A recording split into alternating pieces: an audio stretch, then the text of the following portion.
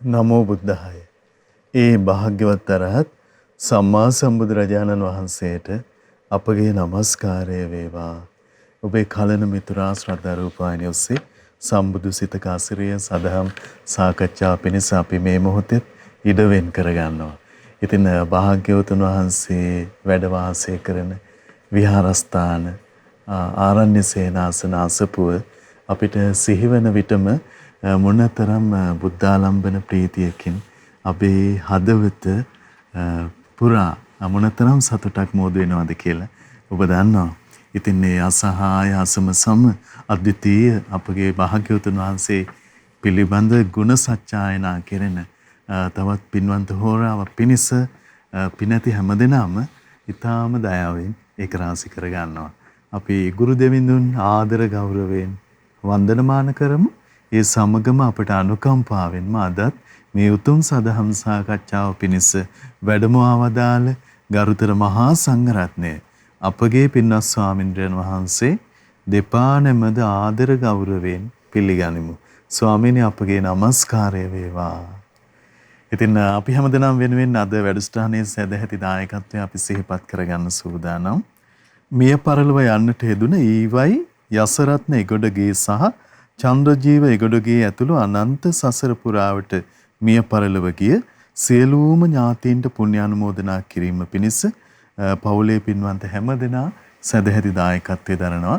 ඉතින් මේ පින්වන්ත හැමදෙනාමත් පිනැති ඔබ හැමදෙනාමත් කැටුව මහා සංඝරත්නයේ පාමුල දහම් සාකච්ඡා පිණිස අවසරය අපි සූදානම් කරගන්නම්. ස්වාමීනි අපගේ নমස්කාරය වේවා.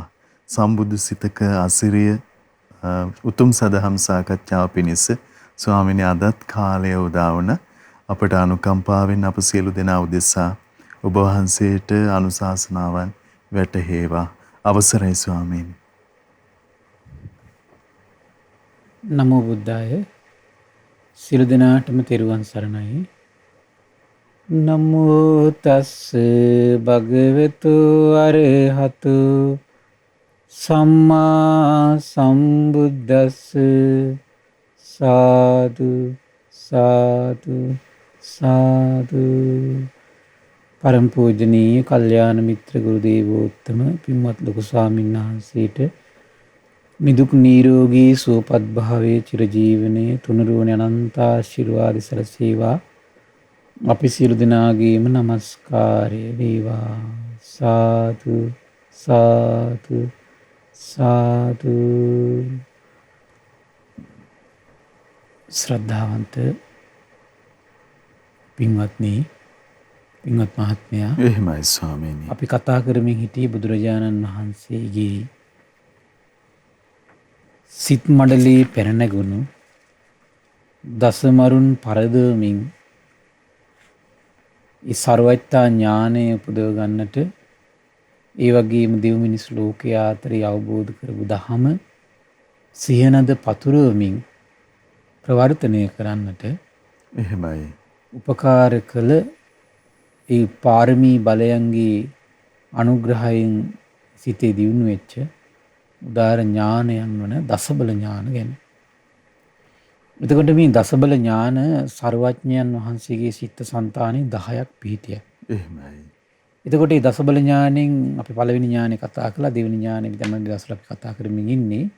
කුමද්දී අතීතනාගත පච්චුප්පන්නානං කම්ම සමාදානානං තහනසෝ හේතුසෝ විපාකං යථා භූතං පජානාති කියලා.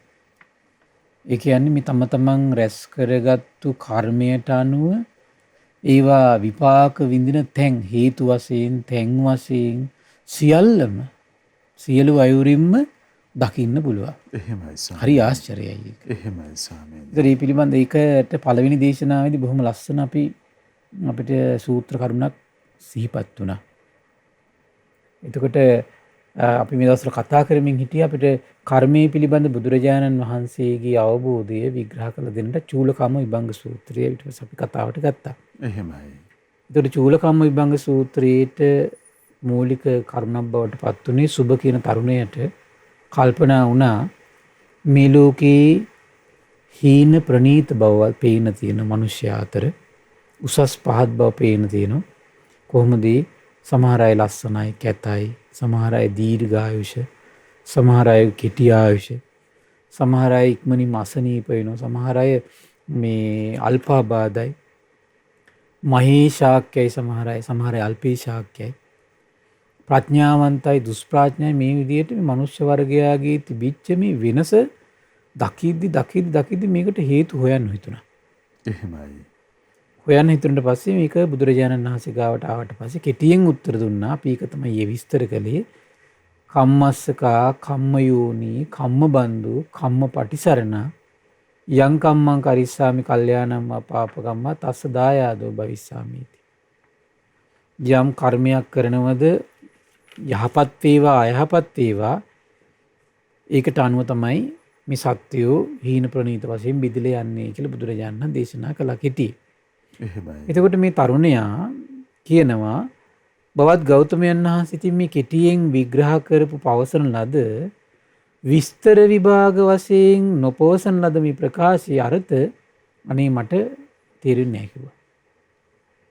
මොකද ඒක අපි දැන් දපයක් විස්තර කළාට ඒක භාගතුන් වහන්සේ එහෙම විස්තර කරේ නෑ නේ වෙලා.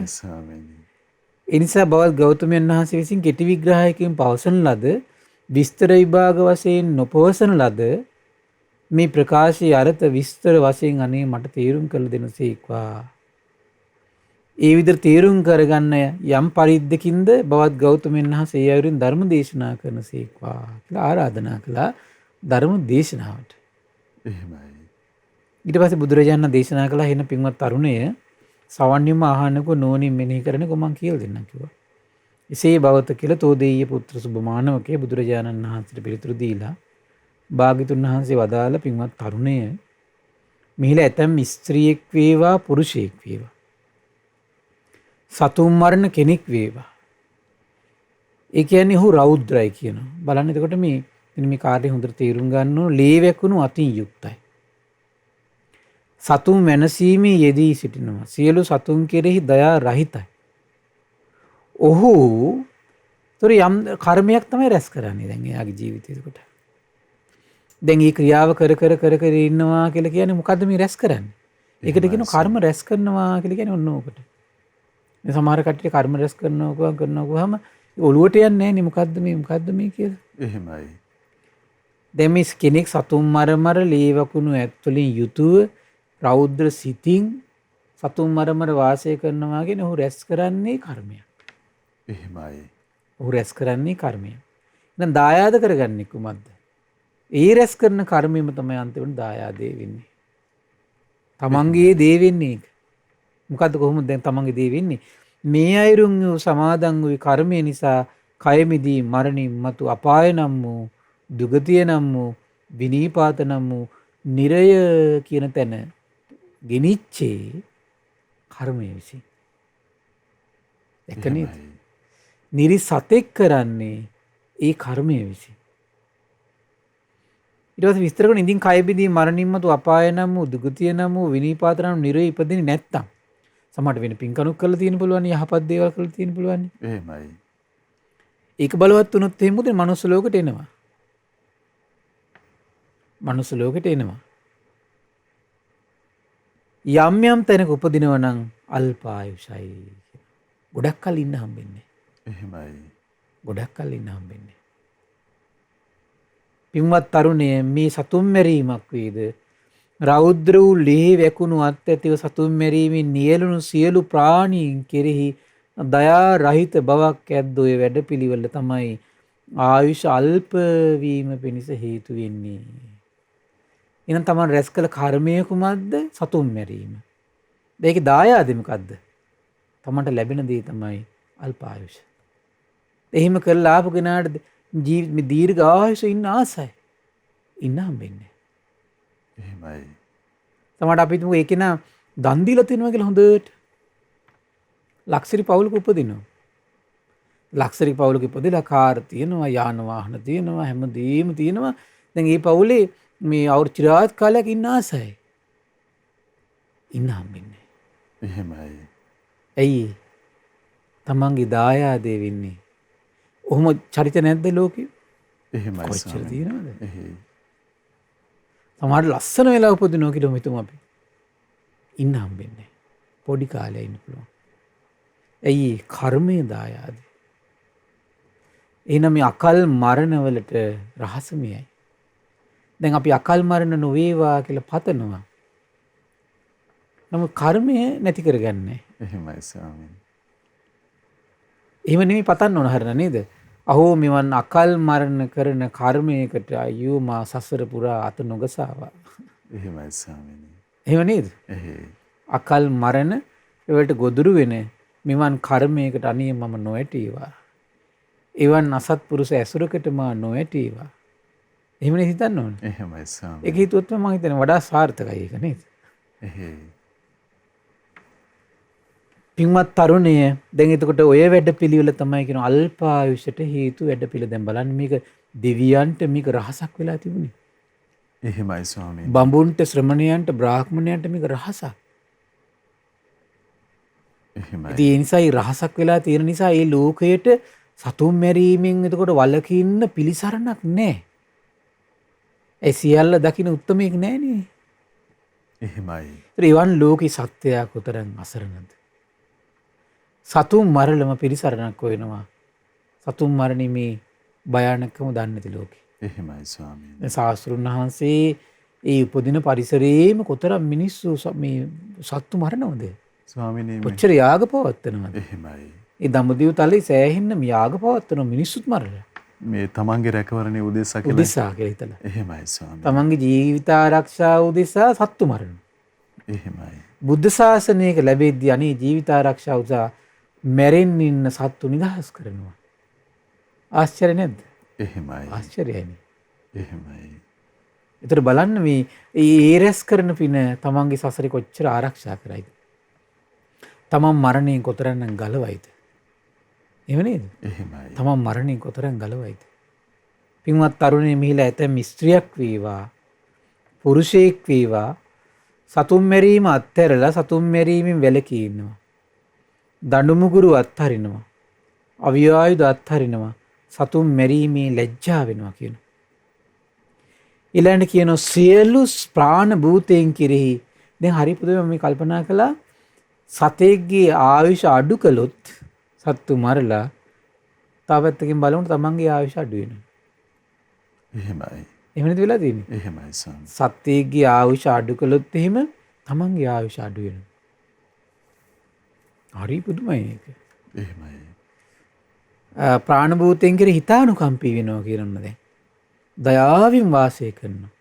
ඉතින් සියලු මේ අයුරින් රැස් කළ මේ අයුරින් සමාදන් වූ කර්මය නිසා කය බිඳී මරණින් මතු සුගති සංඛ්‍යාත දෙව්ලොව උපදිනවා. ඉතින් කය බිඳී මරණින් මතු සුගති සංඛ්‍යාත දෙව්ලොව උපදුනේ නැත්තම්. එතන මේ සුගති සංඛ්‍යාත කියලා කියන්නේ දිවි ලෝකෙට තමයි පාවිච්චි කරන්නේ. සුගති කියන වචනේ සාමාන්‍ය මනුස්ස ලෝකෙට පාවිච්චි කරනවා. එහෙමයි. වැඩිපුර තියෙන දිවි ලෝකෙට පාවිච්චි කරනවා. එතකොට මොකද වෙන්නේ මනුස්ස ලෝකෙට එනවා කියන මනුෂ්‍යාත්මය භාවය ලැබුව මොකද වෙන්නේ? යම් යම් තැනක උපදිනව නම් දීර්ඝායුෂ. බොහෝ කල් ඉන්න පුළුවන්. එහෙමයි. බොහෝ කල් ඉන්නවා.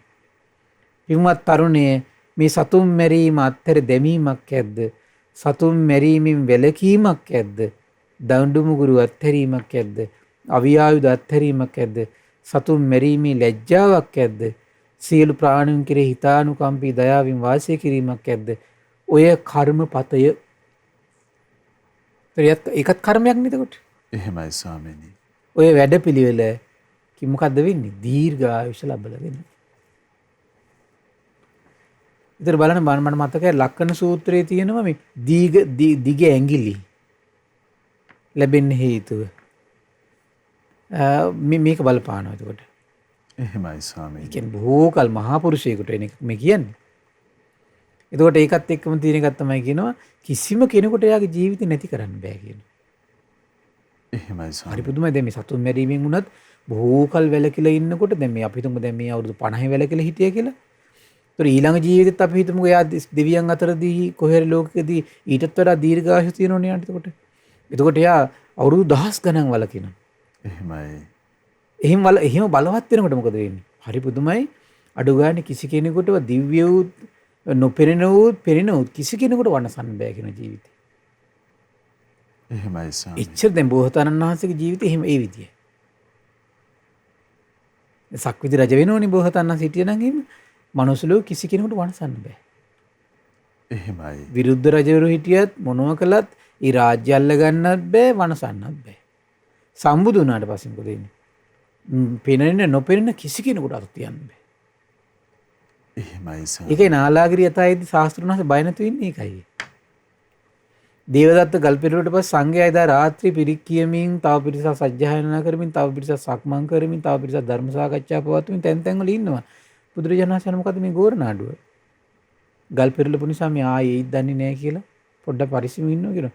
ඒ ඇයිට සැතපෙන්න කියනවා. එහෙමයි ස්වාමීනි. සර්වඥයන් වහන්සේට කිසි කෙනෙකුට ජීවිතෙන් තොර කරන්න බෑ කියනවා. එහෙමයි. එතකොට මහා ජීවිතය මේ ජීවිතය ගෙන දෙන මහා ඖෂධය මේක. දීර්ඝායුෂ ගෙන දෙන මහා ඖෂධය. එහෙමයි. මොකද්ද? සතුන් මැරීමෙන් වැළකීම. එහෙමයි ස්වාමීනි. එහෙනම් දීර්ඝායුෂ ලබන්න කැමති කෙනාට හොඳ ඖෂධයක් තියෙනවා, පානයක් තියෙනවා. එහෙමයි. විරේකිකුත් තියෙනවා. එහෙමයි. විරේකි මොකද්ද? සතුන් මැරීම අත්හැරීම විරේකි. අත්හැරීමනේ විරේකි කියලා කියන්නේ බැහැර කරනවා එක. එහෙමයි. දේශනාවක තියෙනවා මේ සම්මිත්‍යා දෘෂ්ටි අත්හරිනවා ඒක විරේකයක් කියනවා. සම්මා දිට්ඨිය වඩනවා. ඒක ඖෂධය අපේ. එහෙමයි ස්වාමීනි. ඒතර මේ සතුන් මැරීමෙන් වැළකී ඉන්නවා කියන එක තමන්ගේ ජීවිතය රැකගන්න, සුවපත් කරගන්න තමන්ම ක්‍රියාවක් ඒක. එහෙමයි ස්වාමීනි. ඇත්තට මේ බලන්න මේ දැන් තමන්ම කරගන්න ක්‍රියාව තමන්නි සුවපත් වෙන ඉස්සෙල්ලමනේ. එහෙමයි. ඕ දැන් දීර්ඝායුෂ ලැබනවා කියන්නේ තමන් සුවපත් වූ ජීවිතයක් ගත කරන්න තමන්ට අවස්ථාවක් සැලසෙනෝනේ. එහෙමයි. තව සීල සම්පatti දියුණු කරන්න. එතකොට ලෞකික වශයෙන් මේ කාම භෝගී ජීවිතයක් භුක්ති විඳින්න නම් ඒක කරගන්න. එහෙම නේද? එහෙමයි. ඊළඟ විස්තර කරන පින්වත් තරුණේ මේ යතම් ස්ත්‍රියක් වේවා පුරුෂයෙක් වේවා සතුන්ට හිංසා කරනවා. මොන බලන්න ඊළඟ කාරණේ. අතින් වේවා ගල් ගෙඩි වලින් වේවා දඬු මුගුරු වලින් වේවා ආයුධයෙන් වේවා සතුන්ට හිංසා කරනවා. ඉතින් ඔහු මේ අයුරින් රැස් කළා වූ මේ අයුරින් සමාදන් වූ කර්මය නිසා කය බිඳී මරණින් මතු අපාය නම් වූ දුගතිය නම් වූ විනිපාත නම් වූ නිරේ උපදිනවා. ඒ කරුණක් ප්‍රමාණවත් නිරේ යන්න. පුදුම දෙයක් නේද? එහෙමයි ස්වාමීනි. ඒ කරුණක් ප්‍රමාණවත් නිරේ යන්න. හිංසා පීඩා කිරීම. අතින් වේවා, පයින් වේවා, දඬු මුගුරු වලින් වේවා, අවියායුධ වලින් වේවා ගහනව නම් මරන්නේ නැහැ. ගහන එක විතරයි කියන්නේ. ඒකම ඇති නිරේ යන්න. ඒ මතකනේ කකුසඳ බුදුරජාණන් වහන්සේගේ ශාසනයේදී අර මේ දුසී කියන මාරයා මට මතකයට විදුර කියන මහරහතන් වහන්සේට ගලකින් ගහනවනේ. කෙනෙකුට වැහිලා කොල්ලෙකුට වැහිලා ගහනවා. බුදුරජාණන් වහන්සේ දකින්න මේ ගැහුවේ මාරයා. ඊට පස්සේ භාග්‍යතුන් වහන්සේ නාගාව පලෝකණයෙන් අනිත් පැත්ත හැරෙන සම්පූර්ණ ශ්‍රී දේහය හරවනවා. එහෙමයි. තථාගතයන් වහන්සේ ශ්‍රී දේහය හරවල නිතර බලන්නේ. හරි කලාතුරකින් අවස්ථාවක තමයි බලන්නේ. සම්පූර්ණ ශ්‍රී දේහය හරවල බලද්දී බලලකි වචනයක් පිට කරනවා. ඔබ මහා පවක් කරගත්ත නේද? එම්මසැනින් නිරියන. එහෙමයි. රහතන් වහන්සේ නමකට ගලක් ගහන. එහෙමයි ස්වාමීනි. ඒ අපේ මුගලන් මහ රහතන් වහන්සේ සසරේ. එහෙමයි. පුදුම දේවල් මේ. සමහරට ඉතින් ඒ අටුවා ටීකාවල නැහැ. නමුත් මට හිතුණා ඒකත් දන්නේ නැහැ සමහරලාට මේ ජීවිතේ කිලිස් වෙලා සිටිද්දි රහත් වෙලානේ ඉන්නේ. එහෙමයි. දැන් නිකලස් වෙලා ඉඳිද්දිත් ආවේ ඒකත් දන්නේ නැහැ කියලා මට හිතුණා. දැන් අර නිකලස් රහතන් වහන්සේලා මොකටද ගල ගැහුවේ? එහෙමයි. දැන් මේ නිකලස් මුනිවරේ ගෞතම බුද්ධ ශාසනයේ අග්‍ර ශ්‍රාවකයෙක් පොළු පහරවල් වදිනවා. අරකත් බලපාන්නේ නැති. එහෙමයි ස්වාමීනි. කොහොමද වැඩි හිංසා පීඩා කිරීම.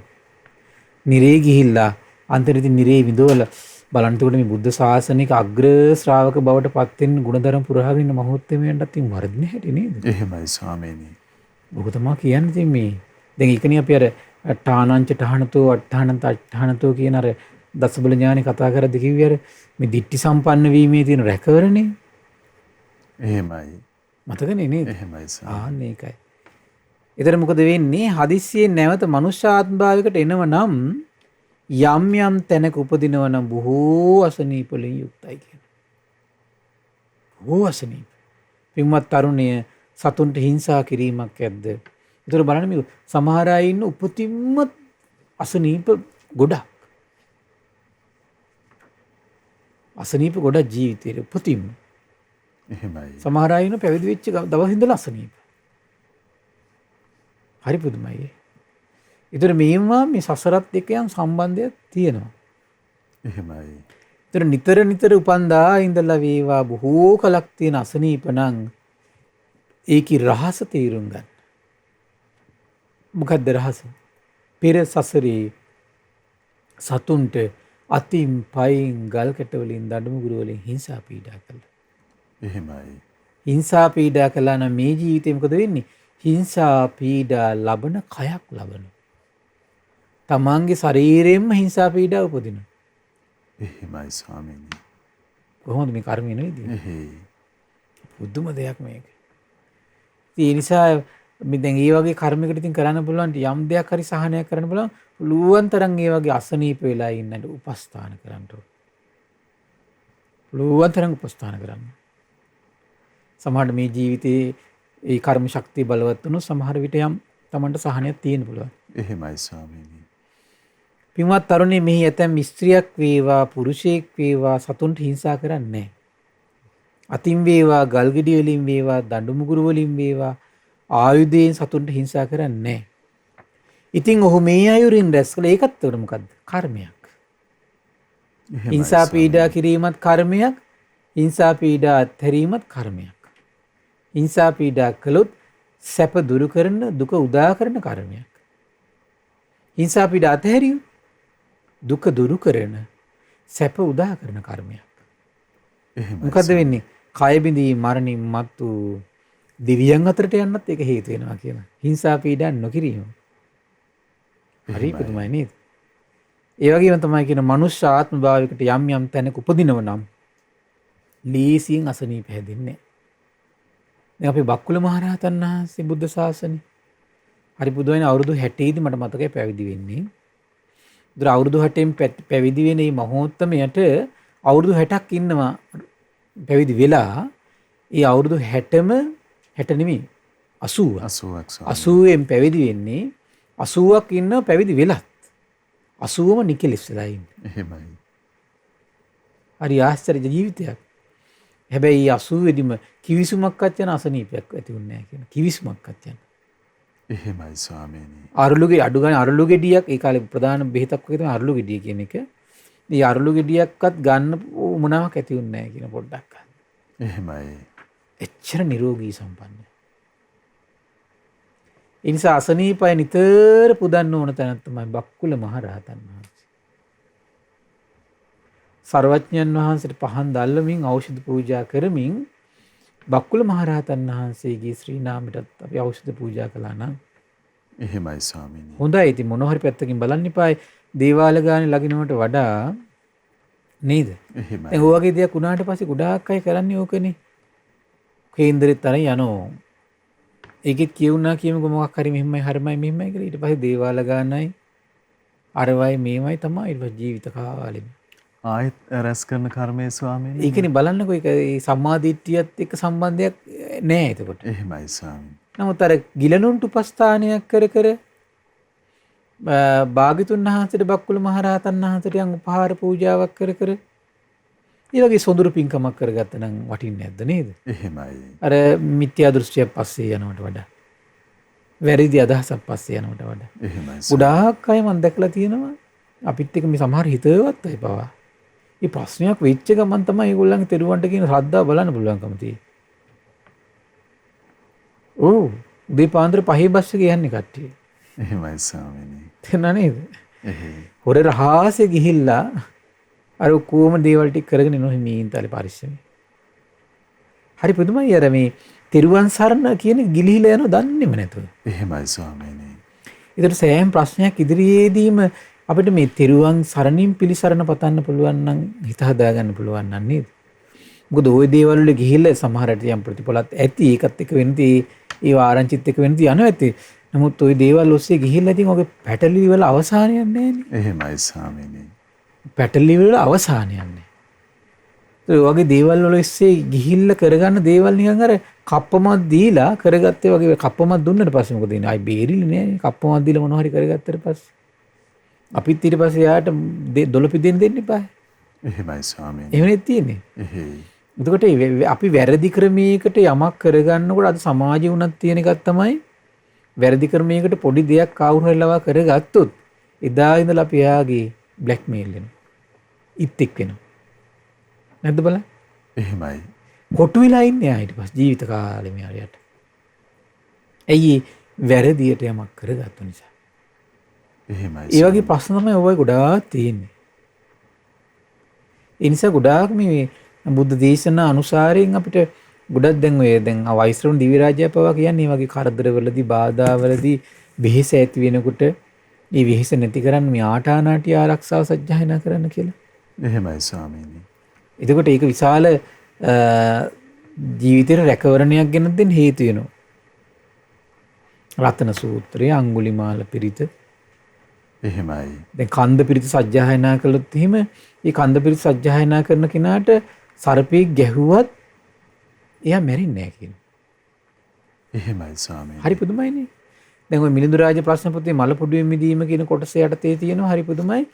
මේ නිතර පිරිත් සජ්ජායනා කරමින් සදහැ සිතින් ඉන්න කෙනාට මේ කට ඇරපු සර්පේ පවා කට වහ ගන්නවා කියන. එහෙමයි. දඬු මුගුරු ගන්න හතුරු පවා ප්‍රේමයෙන් වෙලී එනවා කියන කට්ටියත් එක්ක. පිරිතට එහෙම දෙයක් කරන්න පුළුවන්. එහෙමයි. දැන් ඔය මෝර පිරිතේ තියෙන්නේ මේ මොනර ආරක්ෂා වෙන තනිකර මෝර පිරිත සජ්ජායනා කළානේ. අවුරුදු 700ක්ද කොහෙද? එහෙමයි ස්වාමීනි. හරි පුදුමයිනේ ඉතින් ඒව. ස්වාමීනි එතකොට මේ පිරිත් ආරක්ෂාව අපේ ජීවිතවලට නිරන්තරයෙන් උදා කරගන්න අපිට නිරන්තරයෙන් උදා කරගන්න ඕන කාරණාවක් එහෙමයි ජීවිතේට. ඊළඟට කියනවා ඉතින් ඔය විදිහට හිංසා කරන්න දුන්නාට පස්සේ කය බිඳී මරණින්ම දිව්‍යයන් අතර මනුලොවට ආවොත් මොකද වෙන්නේ? අල්පාබාධ. එහෙමයි ස්වාමීනි. අල්පාබාධ. හරි පුදුමයි. එතකොට දැන් අද වර්තමානයේ ගොඩාක් අය මේ අසනීපත් එක්ක ගොඩාක් ප්‍රශ්නවල මැදිහත් වෙනවා. හැබැයි බරපතල අසනීපවල පිටිපස්සේ තියෙන කාරණේ මොකද්ද කොට මේ? විශාල කර්ම බලපෑම තමන්ම රැස් කරගත්තු කර්ම බලපෑමක් තමයි. එහෙමයි ස්වාමීනි. ඉතින් ඒ නිසා හැමතිස්සෙම ඒ පළවෙනි කාරණේ වැදගත් දේ තමයි ඒ වගේ කර්මපතයක් සම්පූර්ණ ජීවිතය අතහරින්න පළවෙනි පියවර තියාගන්නවා. ඊළඟට පුළුවන් දැන් ඔය සත්තු මරන්න එහෙම ඉන්නකොට ඒ සත්තුන්ට අබේ දාණය දෙන්න පුළුවන් කෙනෙකුට. එහෙමයි ස්වාමීනි. ඊළඟට අසනීප වෙච්ච අයට උපස්ථාන කරන්න පුළුවන් සමහර අයට. එහෙමයි. ඒකෙන් ගොඩාක් හොඳ ගිලන් භික්ෂුන් වහන්සේලාට උපස්ථාන. පින බලවත්නේ. එහෙමයි. මොකද මේ හරින් එක මේ 100ක් රැස් වෙනකොට මෙහි 200 300 ඩබල් ට්‍රිබල් වෙලා ඒක වෙන්නේ. එහෙමයි. සංඝයා සිහි කරගෙන කරනකොට. එහෙමයි ස්වාමීනි. ඒක දැන් කියන්නේ සාමාන්‍යයෙන් කීමට කියන්නේ තිරසංගත සතෙකුට ආනිසංස කෑම් වේලක් දුන්නා 100යි. තිරසංගත සතෙකුට කෑම් වේලක් දුන්නොත් එහෙම. ඒක නම් මිනිස්සුෙකුට දුන්නොත් එහෙම 1000යි. එහෙමයි. ඒක සීලවන්ත කෙනෙකුට දුන්නොත් එහෙම තව වැඩි වෙනවා. මාර්ගඵලලාභී ශ්‍රාවකයෙකුට දුන්නොත් එහෙම අසංකේයයි. උපස්ථානෙත් ඔය වගේ තමයි පෙරලි යන්නේ එතකොට. එහෙමයි ස්වාමීනි. ඒක ප්‍රමාණ කරන්න බෑ. එහෙමයි. ප්‍රමාණ කරන්න බෑ. ස්වාමීනි දැන් මේ කාය ව්‍යාධි ආදි වශයෙන් ලෙඩ රෝග බහුල වුණාට පස්සේ මේක නම් සසරේ මං කරගත්තු කර්ම විපාකයක් කියලා උපේක්ෂාවටපත් වීම හරි වටින දෙයක්. එහෙමයි ස්වාමීනි. හරි උපේක්ෂාවත් එක්ක එතකොට අර බාහිර ප්‍රශ්න වල පැටලෙන්නේ පළවෙනි කාරණේ. එහෙමයි. මොකද බාහිර ප්‍රශ්න වල පැටලෙන්න සමහරට අර තෙරුවන් සරණ අහිමි වෙනවා. ඒතර තමයි ලොකු බරපතලකම තියෙන්නේ. එහෙමයි. තෙරුවන් සරණ අහිමි වෙන ප්‍රශ්නයකට පැටලෙන්න පුළුවන් නේ. එහෙමයි. ස්වාමීනි එහෙම උපේක්ෂාවටපත් වෙලා අපේ පින්වත් ස්වාමීන් වහන්සේ අපිට මතක් කළා වගේ භාග්‍යවතුන් වහන්සේ ගරුතර මහා සංඝරත්නයේ උපස්ථාන කරමින් විකල්පයක් විදියට අමාරුවෙන් හරි පිනක් රැස් කරගන්න ඕන කියලා අදහසට ආවොත් ඉතින් හොඳයි. එහෙමයි ස්වාමීනි. බොහෝ අය ඉතින් ගන්න හරිය අමාරුයි. එහෙයි. බලන්න බුදුරජාණන් වහන්සේ කාලේ වගේ සිද්ධියක් වුණානේ අර සුප්පියා කියන උපාසිකාවට සුප්පා වාස මට මතක එහෙමයි හිටියේ. ස්වාමීනි. අවුරුදු 7කුත් දවස් 7ක් ගැඹ හිර වෙලානේ. එහෙමයි. අවුරුදු 7ක් ගැබක් හිර වෙලා තියෙනවා කියන්නේ 7 අවුරුදු දරුවෙක් කුසේ ඉන්නේ එතකොට. එහෙමයි. ඒතර 7 අවුරුද්දක දරුවෙක් කුසේ තියාගෙන දැන් මේ ඉන්නවා. තව දවස් 7කුත් ඉන්නවා හිර වෙලා භාගය. හැබැයි අවුරුදු 7 පුරාවටම හිතුව කිව්වේ මොකද්ද? අනේ බුදුරජාණන් වහන්සේ ඒකාන්තයෙන් සම්මා සම්බුද්දයි මේ දුක් දුරු කරන්නේ නේද මේ ධර්මයේ දේශනා කරන්නේ. මේ ධර්මය නම් ස්වාක්කාතයි. ඒකාන්තයෙන් මේ ධර්මයේ මේ වගේ දුක් දුරු කරනව නේද? එහෙමයි. ඊළඟට අනේ මේ ශ්‍රාවක සංඝ රත්නය ඒකාන්තයෙන් සුපටිපන්නයි. මේ දුකෙන් නිදහස් වෙන නේද පිළිවෙතේ හැසිරෙන්නේ කියලා තමයි කියන අවුරුදු 7 දවස් 7 හිටියා කියන්නේ. මේක බලාගෙන ඉන්න බැරුව උපාසක මහත්තයා බුදුරජාණන් වහන්සේට මේ කාරණේ සැලකලා. එහෙමයි. බුදුරජාණන් වහන්සේ මසැනින් හරි ආශ්චර්යයි. සුප්පාවාසා සූපත් වේවා කියද්දිම අර පෙරහන් කඩේකින් වතුර ගලන්නේ යම්සේ දෙමසැනින් දරුවා සුවසේ කිසි අපහසු නැතුව බිහුණා. එහෙමයි ස්වාමීනි. බුදු කෙනෙක්ගේ සත්‍යක්‍රියාව මෛත්‍රිය එහෙමයි. ආන් ඒකයි. ඒතර බලන්න ඒ කාලේ පවා දීපු දාගෙන තෙරුවන් සරණ රැකගත්තා. ජීවිතේ පිදුවා. එහෙමයි. එහෙම ඉන්න අයට සම්දිට්ඨික විපාකත් ලැබිලා තියෙනවා. එහෙමයි නේද? ස්වාමීනි. ඊළඟ දේශනා කරන පින්වත් තරුණිය මෙහි ඇතැම් ස්ත්‍රියක් වේවා පුරුෂයෙක් වේවා ක්‍රෝධ කරන කෙනෙක් වෙනවා බහුල වශයෙන් ක්‍රෝධයෙන් තරහින් ඉන්නවා. පොඩි දෙයක් කිව්වොත් බලවත්ව ගැටෙනවා. කිපෙනවා තරහ ඇති කරගන්නවා දැඩි බවට පත් වෙනවා කෝපය දේශය නොසතුට පහල කරනවා. ඉතින් ඔහු මේ අයුරින් රැස් කළ කර්මය ඒකත් කර්මයක් එතකොට. ඒතර තරහ සිතින් විනාඩි 5ක් ඉන්නවා කියලා කියන්නේ කොහොමද රැස් කරගෙන තියෙන්නේ? කර්මය. එහෙමයි ස්වාමීනි. තරහ සිතින් විනාඩි පැයක් ඉන්නවා කියන්නේ රැස් කරගන්නේ කර්මයක්. එතකොට මේ කර්මයේ සමාදම් වෙලා ඒ කර්ම නිසා ඒකම හේතු කරගෙන කය බිඳී මරණින් මතු නිරේට යන්න ඒකම ඇති කියනවා. ඉතින් කය බිඳී මරණින් මතු අපාය දුගතිය නම් වූ විනීපාත නම් වූ නිරේ උපදින්නේ නැත්නම් මනුස්ස ජීවිතයකට යම් පිනක් නිසා ආවොත් යම් යම් තැනක උපදිනව නම් අවලස්සන වීමේ රහස. එහෙමයි. ලෙඩ දුක් වල එනම් පිටිපස්සේ තියෙන කාරණා තියෙනවා. අවලස්සන බවට පිටිපස්සේ තියෙන කාරණා තියෙනවා. අකල් මරණ වලට පිටිපස්සේ තියෙන කාරණා තියෙනවා. එහෙමයි. අකල් මරණ ලෙඩ දුක් අවලස්සන වලට පිටිපසු තියෙන කරුණ මේවා තමයි තියෙන්නේ. එතකොට හරි පුදුමයි.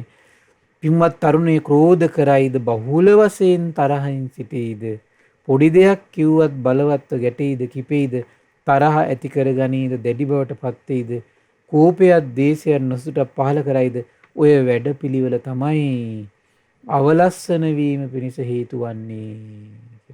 එහෙමයි ස්වාමීනි. ඊළඟ විස්තර කරන පින්වත් තරුණය ඒතර බලන්න එතකොට මේ දැන් අපිටම සාමාන්‍යක පේනෝනේ නේද කෙනෙක් දැන් තරහ ගියාම මොකද වෙන්නේ නිකන් මූණ අඳුරු වෙනෝනේ නිකන්. එහෙමයි ස්වාමීනි. එහෙමත් අපිට මේ බලන්න අපහසුයි ඒ අපහසුයි ඒ වෙලාවට. එහෙමයි ස්වාමීනි. ඒතර දැන් මේ තරහ ගියාට පස්සේ මූණ අඳුරු වෙච්ච ගමන්ම දැන් ওই විදිහට අපි දවසේ ওই වගේ අපි හිතමු දැන් පැය 2 3 4 ඉන්නවා කියලා ඒතර මූණ අඳුරු කරගෙන මේ ඉන්නේ හැමතිස්සෙම එතකොට. මූණ එල්ලගෙන ඉන්නවා. මූණ එල්ලගෙන ඉන්නවා කියලා කියන්නේ එහෙමයි ස්වාමීනි. කිසි කෙනෙක් දිහා ගොරකත්ත වගේ. ඒතර මූණ බලන්නෙත් නැහැ. හරියට මෙහාට හිර වෙලා නේද? එහෙමයි. තව කෙනෙක්ගේ මූණ බලන්නත් බෑ. බැලුවත් ටික අනිත් පැත්තට ගන්නටක් ගල ගස්සලා. එහෙමයි. තරහේ ස්වභාවය ඒකනේ.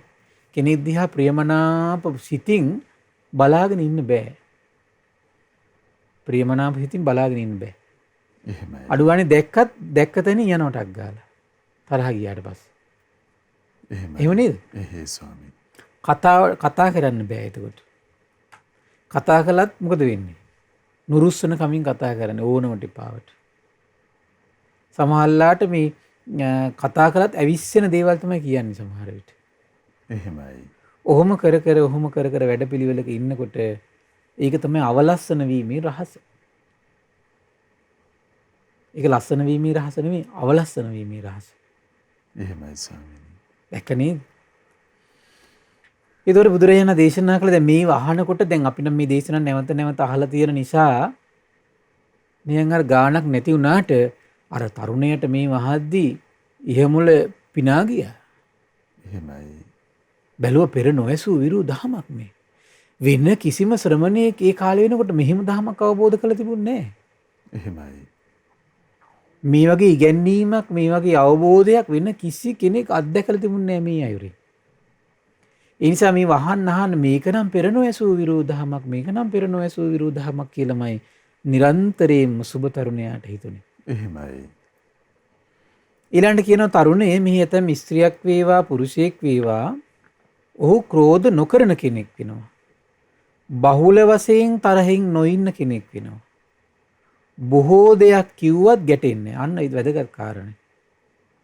දැන් අපිට නම් පොඩි දේ ඇතිනි සාමාන්‍ය කෙනෙකුට. එහෙමයි. බොහෝ දේ නින්දා කරද්දිත් බොහෝ අපහාස කරද්දිත් පුළුවන් නම් ගැටුණ නැති සිතක් හදාගන්න.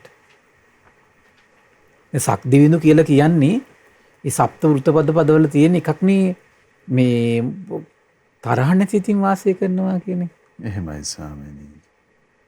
ලීසින් ඒ වගේම දැන් දිව්‍යයන් අතර උන සක්දිවිඳු තරහ ගස්සන්න බෑ කෙනෙකුට. එහෙමයි. ඒකට අවස්ථාවක් කියනවා තරහ ගස්සන්න ආවට පස්සේ ඒක අමනුෂ්‍ය කෙනවා. ඊට තරහ ගස්සන්න බෑ. ඊට පස්සේ කියන මම මාව මේ කවුරු ආව තරහ ගස්සන්න ලීසියෙන් මම තරහ ගස්සන්න බෑ කියනවා. එහෙමයි ස්වාමීනි. කුමක් නිසාද? මම බොහෝ කලක් සසරේ තරහ නැති සිතින් වාසය කරපු කෙනෙක් කියනවා. එහෙමයි. බොහෝ කල. ඊතර මේ සක්දෙව් වෙන්න නම් ඔය ගුණේ වැඩෙන්න ඕන. එහෙමයි ස්වාමීනි. ඊතර අර අපි දේශනාව කතා කළේ සක්දෙව් වෙන්න බෑ කියලා සමහර අයට. එතකොට මම අහින ඕව බලපානවා ඇති. පොඩ්ඩක් දැන් තරහ යනව නම් ඉතින් එතෙන්ට යන්න බෑනේ එතකොට. එහෙමයි. මොකද මේ කර්ම ශක්තියක් නිර්මාණය වෙන්න ඕනනේ අදාළ තැනට යන්න යාට. තේරුණා නේද? එහෙමයි. යම් තැන දැන් අනිත් එක තමයි දැන් වර්තමානයේ ගත්තොත් එහෙම නිතර කේන්ති යනවා නම් රාජකාරියකට නම් ගන්න කැමති නෑනේ. ඒ කොයි වෙලාවෙ මූණ පුලුටු කරගෙන ඉන්නේ. එහෙමයි. කියන එකට ගැටෙනවා. ඒතර වටේ පිටේ ඉන්න කට්ටිය මොකද එන්නේ? යාට රාජකාරි දෙන්න කැමතිත් නෑ. බයයි අනිත් එක මොනවා හරි ප්‍රශ්නයක් දාගනිත් දන්නෙත් නෑ.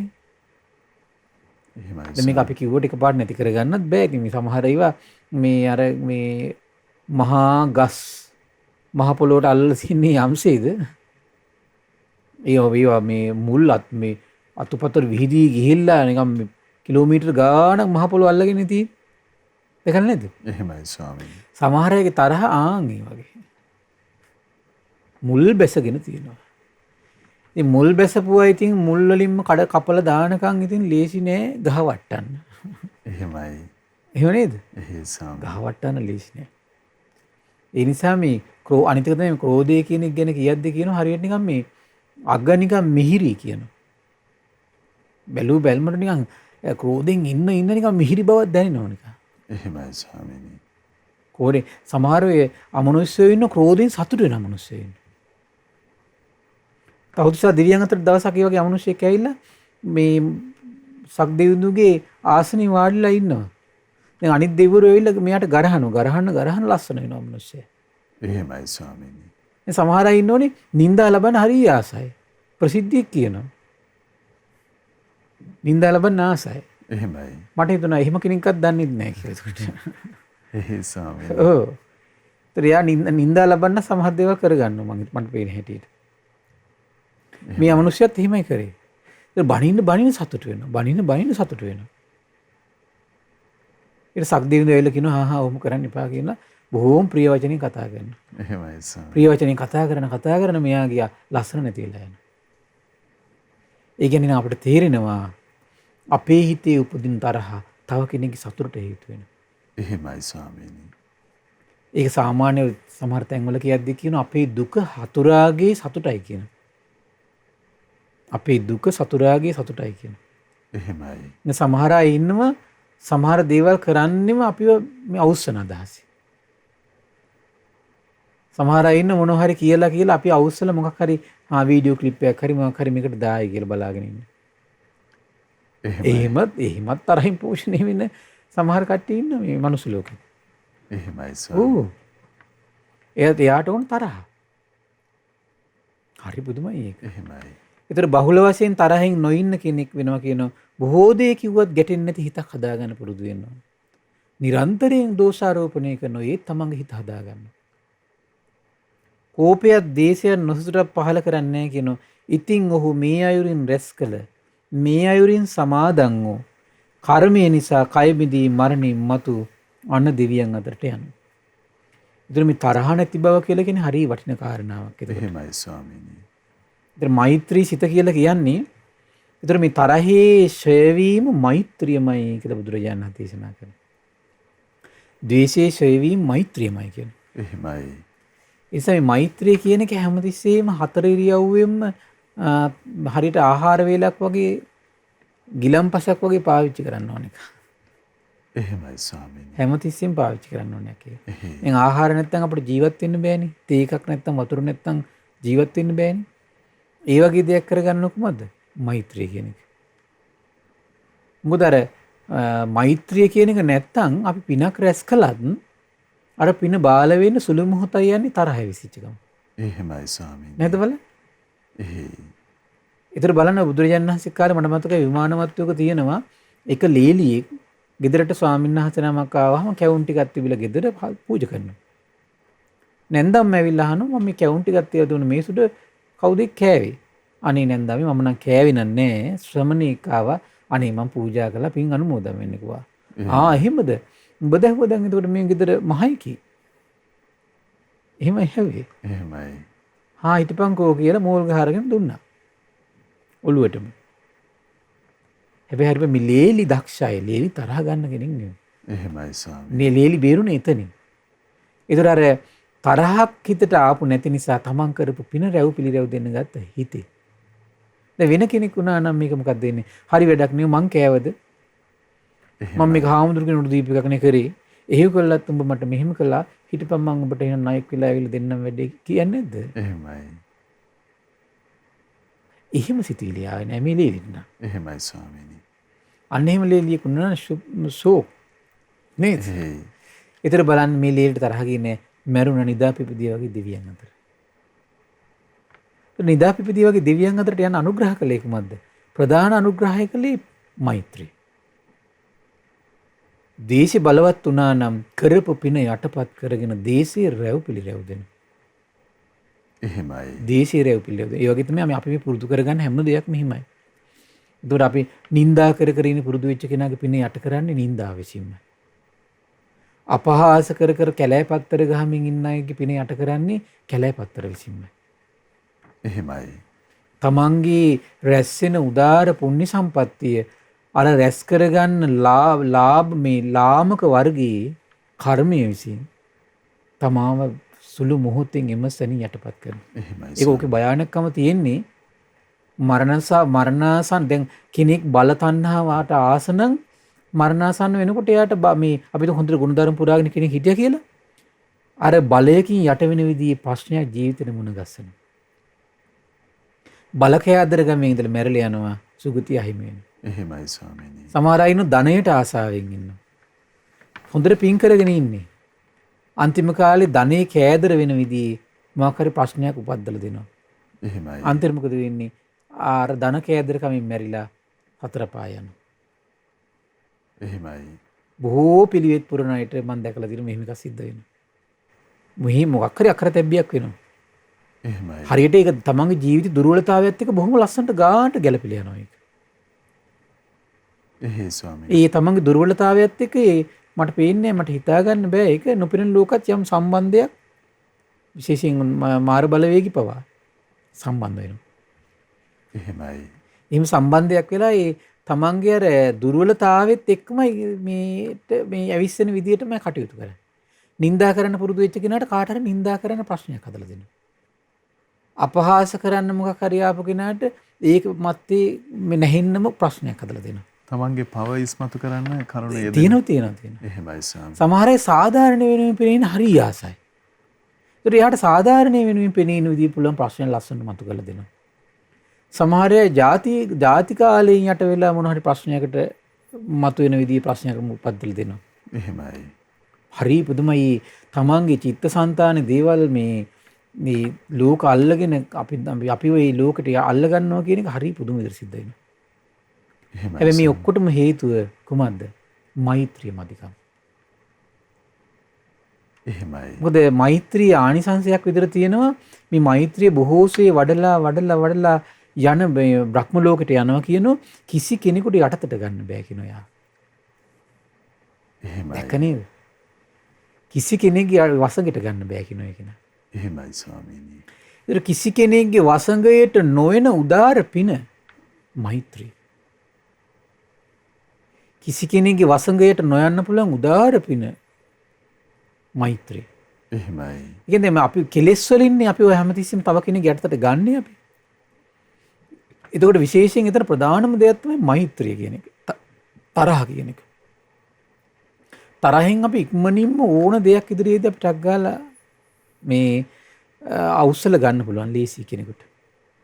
ස්වාමිනී තාම ඉක්මනින් තරහට කෙනෙක්ව යටත් කරන්න පුළුවන්. පුළුවන්. එහෙමයි ස්වාමී. ඒතර මේ මෛත්‍රියෙන් තමයි ඒ අන්නේ ඒක නැති කරගන්න පුළුවන්කම තියෙන්නේ. එහෙමයි. ඒකට දැන් බෝසතාණන් වහන්සේ මෛත්‍රිය කොච්චර වඩලද කියනවනම් මනුලොවට එනකොට රත්තරන් පාට ශරීරය. දිලීසෙන. මේකේ තියෙනවා දැන් මේ මෛත්‍රී වඩපු කෙනා දිවි මේ කෝප ගන්නති කෙනා සුගතියට යනවා කියන මනුලොවට ඇවිල්ලා යම් තැනක ඉපදුනොත් එහෙම මොකද වෙන්නේ? දුටුවම් පහදින මනස්කාන්ත රූපයෙන් යුක්තයි කියන. එහෙමයි ස්වාමීනි. පින්වත් තරුණේ ක්‍රෝධ නොකරයිද බහුල වශයෙන් තරහින් නොසිටීද බොහෝ දෙයක් කිව්වත් නොගැටෙයිද නොකිපෙයිද තරහ ඇති නොකරගනීද දැඩි බවට පත් නොවේයිද කෝපයක් දේශයක් නොසිට පහළ නොකරයිද ඔය වැඩපිළිවෙල තමයි දුටුවම් පහදවන රූපේ ලැබීම පිණිස හේතු වන්නේ කියලා බුදුරජාණන් දේශනා කළා. එහෙමයි ස්වාමීනි. ලස්සන එතකොට මේ කර්මයේ පිළිබඳ සුන්දර විග්‍රහයක් තියෙන්නේ නේද? එහෙමයි. ඉතින් පින්වත්නි ඒ නිසා සතුටු වෙන්න අපිට මේ ලැබුණු දුර්ලභ මනුස්ස ජීවිතේ සම්මා සම්බුදුරජාණන් වහන්සේට මෙතරම් වූ ආශ්චර්ය වූ කර්මයේ පිළිබඳ පරිපූර්ණ වූ අවබෝධයක් තියෙනවා. එවන් ශාස්ත්‍රුන් වහන්සේ නමක් මම සරණ කරගන්නවා කියලා සතුටු වෙන්න. ඉතින් මේ රැස්වුණු උදාර පින ඒ ශාස්ත්‍රුන් වහන්සේගේ ගුණ සම්පත්තිය ගැන හිත පහදවාගෙන සසර පුරාම පිම්පිරුණු සිතින් වාසය කළා. සසර දුක් දුරු කරගන්නම මේ රැස් කර උදාර පුණ්‍ය ශක්තිය හේතු වාසනා වේවා. සාදු සාදු සාදු. සියලු දෙනාට තෙරුවන් සරණයි. නමෝ බුද්දාය. ඉතින් අදත් අපට අනුකම්පාවෙන්ම කර්මයේ සුඛීය දේවන බවට පැහැදිලි කරමින් භාග්‍යවතුන් වහන්සේ වදාළ ශ්‍රී සද්ධර්මයේ අපේ පින්වත් ස්වාමින්වයන් වහන්සේ පෙන්වා වදාලා. ඉතින් අපට අනුකම්පා ඇති ගරුතර මහා සංඝරත්නයට අපගේ ආදර ගෞරව නමස්කාරය වේවා. ස්වාමීනි පුණ්‍යානුමෝදනා පිණිස වෙලා උදා වුණ අපට අනුකම්පාවෙන් පුණ්‍යානුමෝදනාවත් සිදු කරනසේක්වා. අවසරයි ස්වාමීනි. පින්වත්නි අද දින සම්බුදු සිතක අසිරිය ධර්ම සාකච්ඡා සඳහා අනුග්‍රහය දරන්නේ මේ පරලෝකීය ඊවයි යසරත්න ඉගොඩගේ සහ චන්ද්‍රජීව ඉගොඩගේ ඇතුළු අනන්ත සසර පුරා මිය පරලෝකීය සියලුම ඥාතීන්ට පින් අනුමෝදන් කිරීම පිණිස පවුලේ පින්වත් සියලු දෙනා විසින් ඒක රාශී වෙලා තමයි මේ උදාර පින රැස් කරගන්නේ. ඉතින් මේ රැස් වන උදාර පුණ්‍ය සම්පත්තිය ගටිකාර බ්‍රහ්මරාජයා සහම්පති සනන් කුමාර බ්‍රහ්මරාජයාට මේ පින් අනුමෝදන් වේවා. සක් දෙවිඳුන් විස්කන් දේවපුතු විරූඪ විරූපාක්ෂ වෛශ්‍රවණ දතරාෂ්ට කියන සතරවරන් රජදරුවන්ට ඒ වගේම සෙම්පත් දෙවිවරුන්ට ඉෂ්ඨකාමී දෙවිවරුන්ට ප්‍රදේශභාර පළාත් භාර දෙවිවරුන්ට ඒ වගේම සුමන සමන් දිව්‍ය රාජ්‍ය ආලවක දෙවියන්ට ජනවසම දෙවියන්ට මේ පින් අනුමෝදන් වේවා. ආයුෂයෙන් වර්ණයෙන් සැපයෙන් බලයෙන් වැඩේවා. දෙවියන්ගේ දැහැමි රැකවරණය පරම පූජනීය ගුරු දේවයන් වහන්සේ ඇතුළු මහා සංඝරුවනට සලසා දෙත්වා. දෙවියෝද උතුම් ධර්මය අවබෝධ කරගනිත්වා කියලා සාදු කියලා පින් අනුමෝදන් කරන්න.